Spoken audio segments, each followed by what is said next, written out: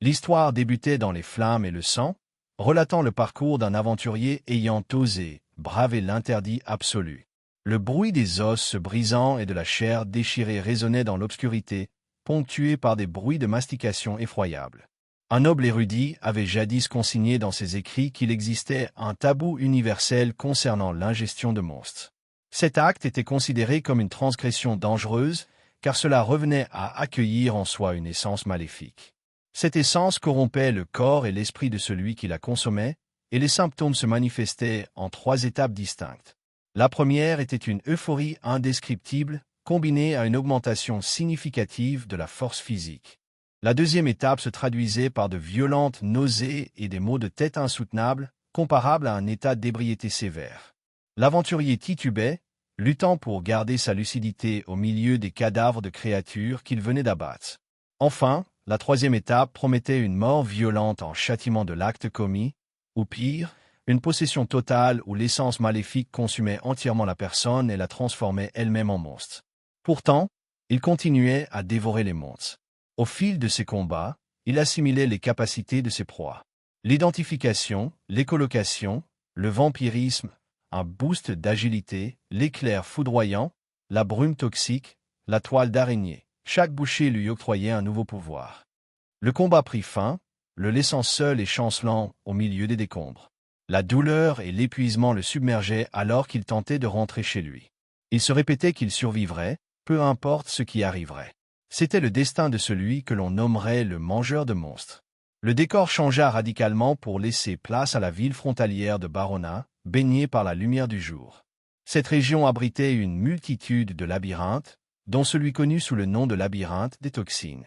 Une énergie sinistre émanait de ce lieu, affaiblissant progressivement les statistiques des aventuriers qui osaient s'y aventurer. Bien que redouté par la plupart, ce donjon était devenu une seconde maison pour un certain jeune homme aux cheveux noirs. À force de le voir fréquenter cet endroit vicié, les gens avaient fini par le surnommer le Toxico. Au 6e étage du donjon, l'aventurier récoltait calmement des plantes au milieu d'une végétation luxuriante. Il constatait avec satisfaction qu'il y en avait encore une quantité acceptable ce jour-là. La plante qui poussait ici purifiait les toxines et constituait sa principale source de revenus. Il décida de ne prélever que la quantité nécessaire pour tenir au moins 3 jours. Soudain, des bruits de grattement et des couinements brisèrent le silence. Des rats venimeux surgirent de l'ombre. Le labyrinthe était infesté de monstres de type poison, raison pour laquelle la plupart des aventuriers fuyaient cet endroit. Il les observa froidement, constatant l'inefficacité de leur venin, avant de dégainer son arme. Il trancha les rongeurs avec une précision mécanique, les éliminant un par un. Pour achever les derniers survivants. Alors qu'il pensait avoir terminé, il réalisa qu'il avait raté une cible. Une flèche et un coup d'épée, venus d'ailleurs, achevèrent le dernier rat. 3 aventuriers se tenaient là, un guerrier en armure lourde, un archer et un mage. Ce dernier lui reprocha de ne pas les avoir prévenus avant de lancer son sort, manquant de peu de les toucher. Le protagoniste reconnut ces visages qu'il croisait souvent à la guilde et s'excusa platement. Le mage, arrogant, fit remarquer qu'il avait eu l'air en difficulté et qu'ils avaient voulu l'aider. Le jeune homme, impassible, se releva et les remercia sobrement, tout en soulignant qu'ils pouvaient le prévenir avant de lancer leur attaque. L'autre rétorqua s'il l'avait pas attendu crier « boule de feu ». La tension retomba lorsque le groupe aperçut les herbes purificatrices que le Toxico récoltait. Ils s'exclamèrent de joie devant cette trouvaille, supposant que le jeune homme les avait conduits ici par hasard ou qu'il servait d'appât involontaire. L'un d'eux suggéra avec condescendance qu'il pourrait au moins les remercier pour leur aide. Le protagoniste préféra garder le silence, encaissant l'humiliation sans broncher. Sous leur regard plein de malice, et fit-tu, pas le choix, et leur présenta ses excuses, d'avoir douté d'eux. Il les remercia ironiquement pour leur aide. De retour en ville, à la nuit tombée, l'ambiance était animée au repère de Rude, la taverne de la plénitude. L'aventurier solitaire y fut accueilli par des moqueries. Un homme chauve et un autre aux cheveux longs l'interpellèrent, se plaignant de l'odeur pestilentielle qu'il dégageait, une odeur qui leur donnait envie de vomir. Ils entreprirent de lui expliquer ce qui était le plus important pour un aventurier, sa capacité à massacrer des monstres. Ils éclatèrent de rire en évoquant sa compétence unique, l'immunité aux altérations d'état. Pour eux, c'était une blague, une capacité inutile au combat qui ne servait qu'à survivre dans un environnement toxique. Il trouvait audacieux qu'il ose se prétendre aventurier avec un talent aussi médiocre. Le jeune homme visualisa son statut. Son immunité le protégeait de tous les poisons et paralysies, ce qui était effectivement très pratique pour explorer le labyrinthe des toxines, mais totalement inutile lors des combats directs contre les monstres. Sans compétence offensive majeure, il ne pouvait intégrer aucun groupe. C'était pour cette raison qu'il passait son temps à chercher des objets dans les profondeurs du labyrinthe, héritant de ce surnom peu flatteur. En somme, il se considérait lui-même comme un aventurier minable. La frustration le rongeait. De simples rats suffisaient à le mettre en difficulté. Il se demandait s'il était condamné à une existence aussi misérable. Le lendemain, sous un ciel bleu éclatant, il se rendit à la guilde des aventuriers. Il devait absolument trouver une nouvelle zone d'herbe purificatrice avant que sa récolte de la veille ne soit épuisée. En entrant, il remarqua une agitation inhabituelle. Tout le monde semblait étrangement excité. Il se demanda si une quête intéressante était sortie. Il s'approcha du comptoir où l'hôtesse aux lunettes l'accueillit. Elle lui annonça qu'un nouveau labyrinthe venait d'être découvert. La rumeur disait qu'il était rempli de trésors et d'artefacts magiques, une véritable mine d'or pour les aventuriers. Cela expliquait l'effervescence générale. Cependant, elle ajouta une mauvaise nouvelle pour lui. Il y avait une baisse de prix sur les herbes purificatrices. Il demanda pourquoi, interloqué. L'hôtesse lui expliqua franchement que le labyrinthe des toxines n'attirait déjà pas grand monde, mais qu'avec l'ouverture du nouveau donjon, c'était encore pire. Il n'y avait donc plus de demande pour les antidotes. Le visage du jeune homme se décomposa.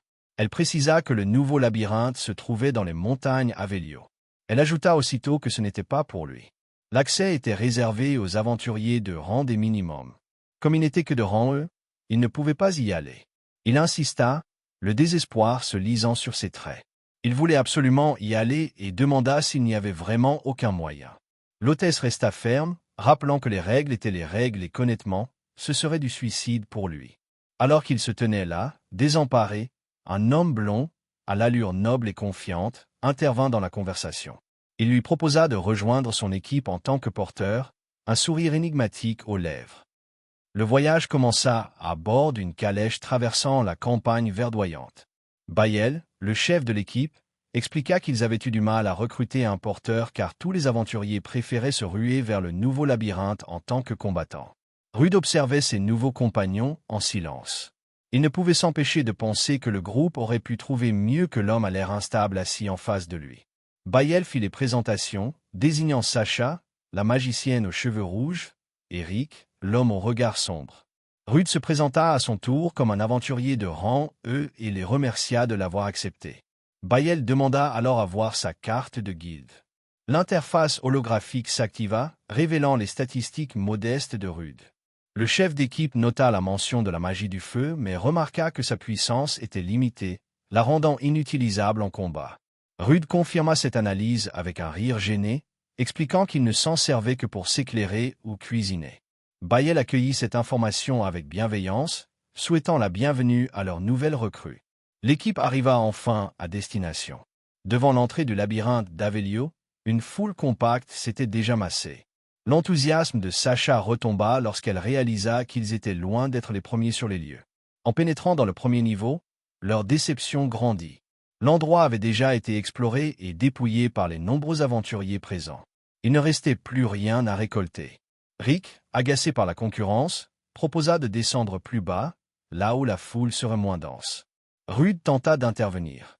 Il suggéra avec prudence qu'il serait peut-être préférable de cartographier d'abord le premier niveau, étant donné que le labyrinthe venait tout juste d'être découvert. Cette remarque provoqua la colère immédiate de Rick et Sacha. Ils lui rappelèrent brutalement son statut de porteur et son rang inférieur, estimant qu'il n'avait pas son mot à dire. Bayel, bien que plus calme, trancha en faveur de ses coéquipiers. Il expliqua qu'il risquait de repartir bredouille s'il restait à cet étage. La décision fut prise de s'enfoncer dans les profondeurs. Ils atteignirent le 4e niveau. L'atmosphère y était différente, plus oppressante. Soudain, un loup noir surgit de l'ombre, la gueule ouverte, prêt à mordre. Rude eut un mouvement de recul instinctif, mais Rick s'interposa avec violence, tranchant la bête d'un coup d'épée. Il se moqua de la réaction défensive de Rude, le traitant de vieillard. Le combat s'engagea contre une meute. Rick et Sasha démontrèrent leur efficacité, l'un utilisant sa force brute et l'autre sa magie pour éliminer les menaces. Bayel observa la scène avec satisfaction, validant leur choix de descendre. Le calme revint temporairement. Bayel se réjouit de l'absence d'autres équipes et de la faiblesse relative des monstres, ce qui leur permettait de récupérer quelques trésors. Rick ordonna à Rude de s'occuper du dépeçage du monstre qu'il venait d'abattre. Rude s'approcha de la carcasse et constata que l'état de la créature était trop détérioré pour en tirer quoi que ce soit, le noyau magique étant probablement détruit. Rick, menaçant, lui interdit de chercher des excuses pour ne pas travailler. Il présenta ses excuses. L'odeur du sang et des entrailles était insupportable. Pour atténuer les effluves, il utilisa sa magie de feu afin de brûler légèrement la carcasse. Rick, voyant cela, éclata de rire et demanda s'il comptait manger le monstre. Admit lui aussi qu'il avait faim, que même la viande d'un monstre lui semblait appétissante. Cette réponse suscita le dégoût de Sasha. Elle ajouta qu'il était interdit de manger des monstres, que personne ne pouvait savoir ce qui se passerait si l'on absorbait leurs essences maléfiques. Rick prit ces paroles à la légère et promit qu'il s'offrirait un vrai repas avec l'argent de leur butin une fois rentrés. Soudain, une ombre colossale s'étendit sur eux. Les visages se figèrent dans l'effroi. Un pied gigantesque s'abattit sur le sol, faisant trembler la structure même du donjon. Devant eux se dressait une créature immense, un minotaure. Bayel, pétrifié, reconnut le monstre. Il s'agissait d'une créature de Rambé. La présence d'un tel adversaire à ce niveau du labyrinthe défiait toute logique et plongea le groupe dans une terreur absolue. La panique s'empare immédiatement de l'équipe. Ils réalisent que même une attaque coordonnée serait futile face à une telle puissance. La mort semble inévitable. C'est alors que Bayel, le leader aux cheveux blonds, brise la stupeur générale en ordonnant l'utilisation d'objets. Il réclame le sac avec urgence à Rude. Considéré comme le maillon faible du groupe, Bayel lui intime l'ordre de garder l'œil sur le monstre et de le distraire le temps qu'il trouve une solution dans ses affaires. Le jeune homme accepte, tremblant de peur mais désireux de se rendre utile. Pourtant, le visage de Bayel se tord en un rictus malveillant lorsqu'il abat sa véritable carte maîtresse. Ce n'est pas une arme pour sauver le groupe, mais une compétence de traîtrise. Il active la provocation du guerrier. Une aura rougeâtre enveloppe le protagoniste, attirant irrémédiablement l'hostilité du Minotaure sur sa seule personne. Dans la foulée, Sasha active célérité. Une lumière verte baigne le reste de l'équipe, doublant leur vitesse de déplacement. Le jeune homme comprend trop tard la machination dont il est victime. Il réalise que ce plan était prévu depuis le début. Bayel, le visage déformé par un sourire cruel, lui confirme ses soupçons avec un cynisme glaçant. Il explique qu'il n'y avait aucune autre raison d'intégrer un boulet comme lui dans l'équipe si ce n'est pour servir d'appât le moment venu. Sans un regard en arrière, Bayel et les autres s'enfuient à toute vitesse, laissant leurs compagnons seuls face à la mort. Le jeune homme hurle sa rage et son désespoir envers ceux qui l'ont trahi, mais ses cris se perdent dans le vide. Le Minotaure, focalisé par le sort de provocation, abat sa hache gigantesque. Le sol tremble sous l'impact. Rude tente une esquive désespérée, espérant un miracle. Il croit un instant avoir réussi à éviter le coup, mais la réalité le rattrape brutalement. Il comprend que c'est la fin. Le sol se dérobe sous ses pieds et il chute dans les profondeurs du donjon, accompagné par les débris de la structure. Il reprend conscience plus tard, gisant dans l'obscurité. Il constate avec stupeur qu'il est encore en vie. Sa chute a été amortie par le cadavre du Minotaure, une masse de chair inerte qui lui a servi de coussin. Cependant, le soulagement est de courte durée. Il est gravement blessé, seul et sans ressources. La faim commence à lui tordre les entrailles. Une idée répugnante et interdite germe dans son esprit.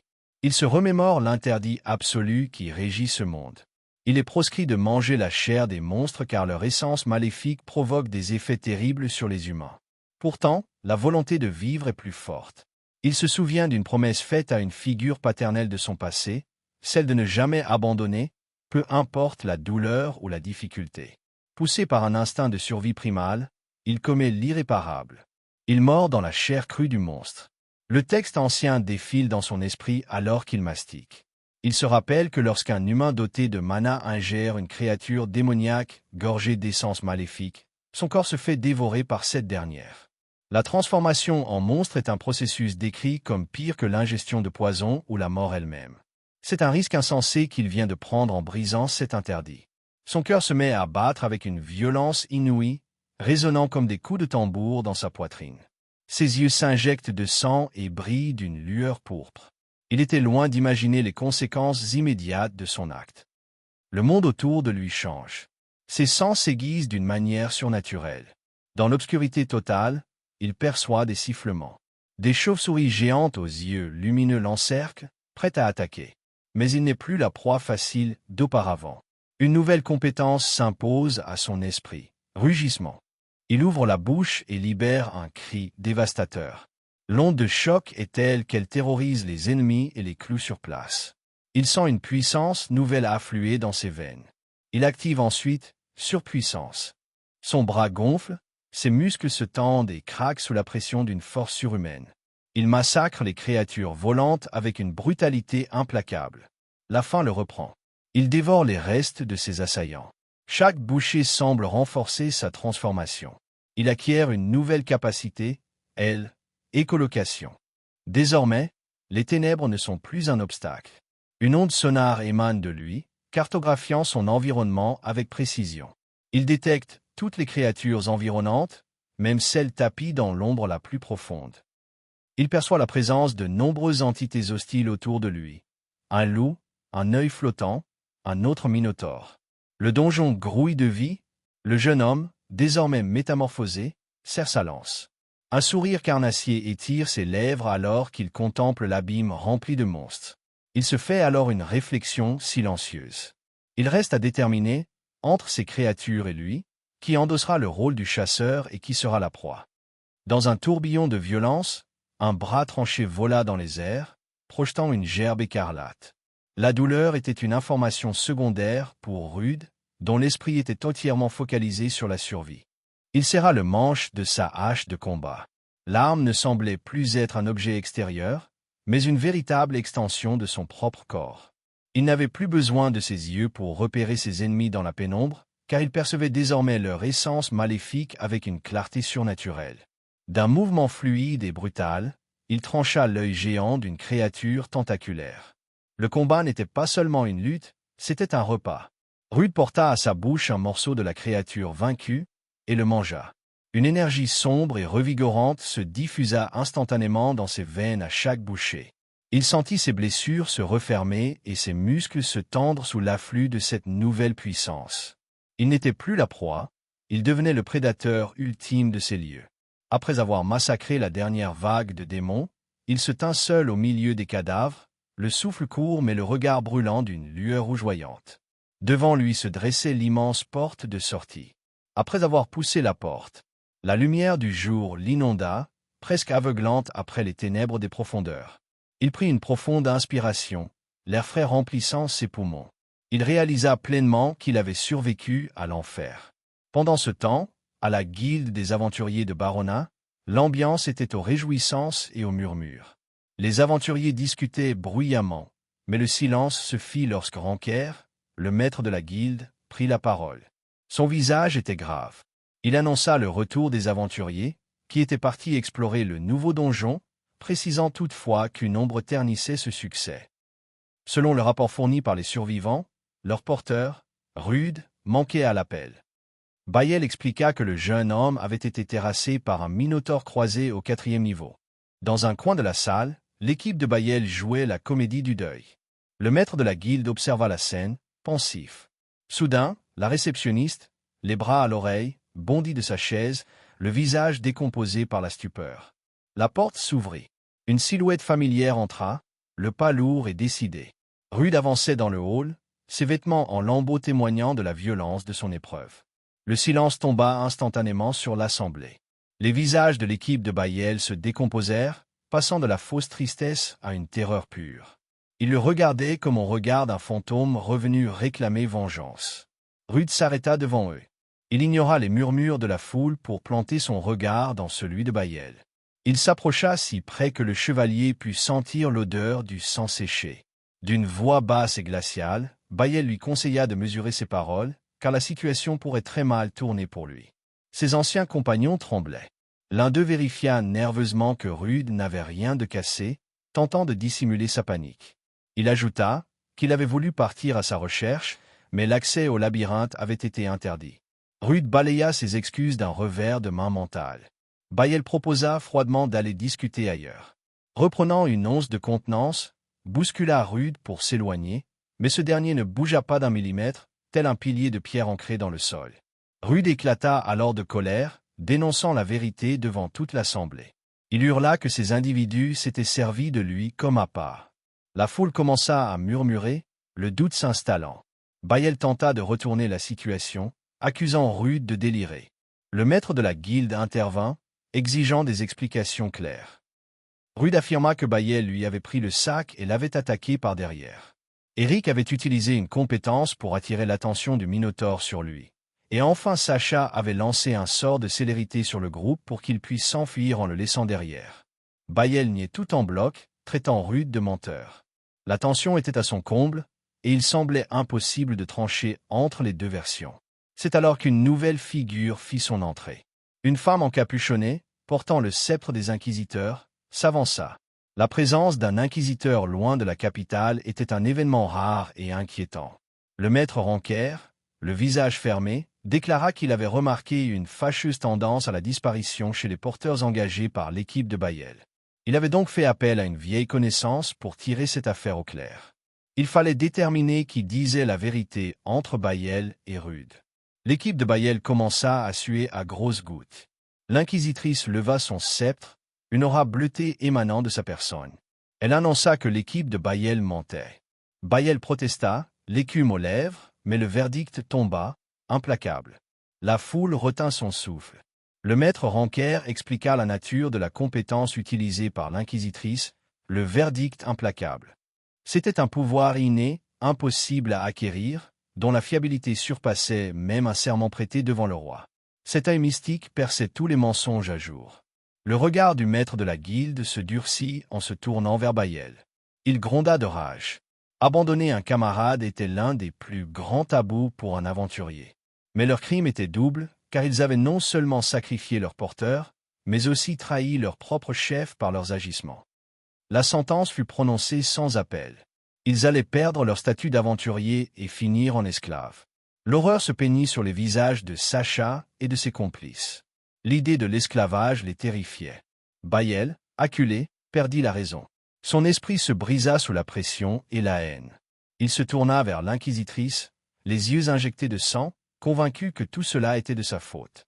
Dans un dernier élan de folie suicidaire, Bayel dégaina son épée et se jeta sur l'inquisitrice.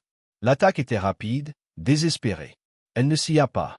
Rude d'une vitesse absolue, surgit pour bloquer l'épée de Bayel. Et d'un coup de poing sec et précis, il frappa Bayel au visage. Le choc fut violent, projetant le chevalier Bayel au sol dans un fracas de métal, s'écrasa contre le plancher, inconscient. Rude le regarda de haut, le poing endolori. Affirma, s'attaquer à une inquisitrice était une très mauvaise idée. La scène changea pour laisser place au calme feutré du salon de réception de la guilde des aventuriers. Assis sur un canapé en cuir, le jeune homme écoutait le maître de guilde. Ce dernier s'excusait pour le dérangement, mais l'esprit du garçon était ailleurs. Il apprit que Bayel et ses compagnons avaient été arrêtés par les agents de la guilde. Les preuves étaient accablantes, ils utilisaient leurs porteurs comme des appâts vivants. Le verdict serait sans appel, impliquant la perte de leurs biens, de leurs titres et une réduction en esclavage. En guise de dédommagement pour les épreuves endurées, le vieil homme posa un sac rebondi sur la table. Il contenait 200 000 regines. Le jeune aventurier accepta l'offrande, les mains tremblantes d'une émotion contenue. En quittant le bâtiment, une vague de soulagement le submergea. Ses problèmes d'argent s'évaporaient en un instant. Il songea qu'amasser une telle somme en ne ramassant que des herbes lui aurait pris un temps infini. Les aventuriers gagnaient décidément bien leur vie. Cependant, sa présence dans le hall de la guilde ne passait pas inaperçue. Il sentait les regards peser sur lui et entendait les murmures sur son passage. Il savait qu'il devait se faire discret, car une attention trop soutenue finirait par réveiller des soupçons sur l'augmentation anormale de ses statistiques. Il décida de retourner au labyrinthe des toxines pour continuer à gagner sa vie, mais avant cela, il avait des achats à faire. Il rêvait d'un équipement décent et d'un repas copieux. Son attention se porta sur la vitrine du Toulaos, où trônait un sac en cuir noir. C'était un sac magique. Le désir de posséder cet objet et de satisfaire son appétit guida ses pas. Le lendemain, il pénétra dans les profondeurs du donjon. La différence avec ses précédentes explorations était flagrante. Il se déplaçait avec une aisance déconcertante, abattant les rats géants d'un simple revers de lame. Ce qui constituait autrefois une menace mortelle était devenu d'une facilité dérisoire. Il réalisa qu'il devait désormais faire des détours pour éviter ces créatures trop faibles pour lui. Il activa sa compétence d'identification sur la dépouille d'un rat venimeux de niveau 9. Il comprit alors que cette capacité lui avait été transmise en mangeant un monstre et qu'elle fonctionnait même sur les cadavres. Poussé par la curiosité, il consulta ses propres statistiques. La fenêtre holographique s'ouvrit, révélant une vérité stupéfiante. Il était passé du niveau 7 au niveau 42 en une seule nuit. Son rythme cardiaque s'accéléra en découvrant la liste interminable de ses nouvelles compétences. L'étendue de sa puissance le laissait sans voix. Il retourna à l'endroit exact de sa chute dans le nouveau labyrinthe, mais le mur avait repris sa forme originelle, scellant le passage.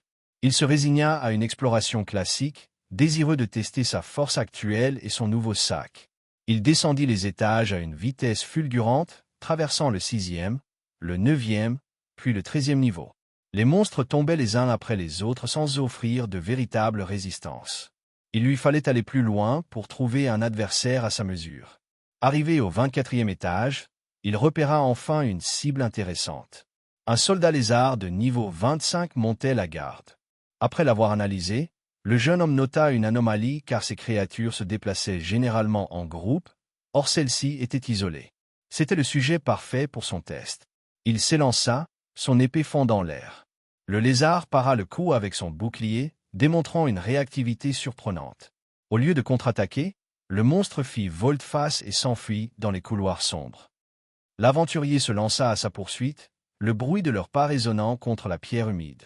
La course s'acheva dans un cul-de-sac. Le jeune homme s'arrêta, persuadé d'avoir acculé sa proie. Il s'adressa au monstre, lui signifiant qu'il n'avait plus nulle part où aller. Mais alors qu'il s'apprêtait à porter le coup final, il perçut des mouvements dans l'ombre derrière le soldat lézard. D'autres silhouettes écailleuses émergèrent de l'obscurité, les yeux brillants d'une lueur malveillante. Il comprit trop tard que la fuite n'était qu'une ruse. Il ne s'agissait pas d'une simple rencontre, mais d'un piège soigneusement orchestré.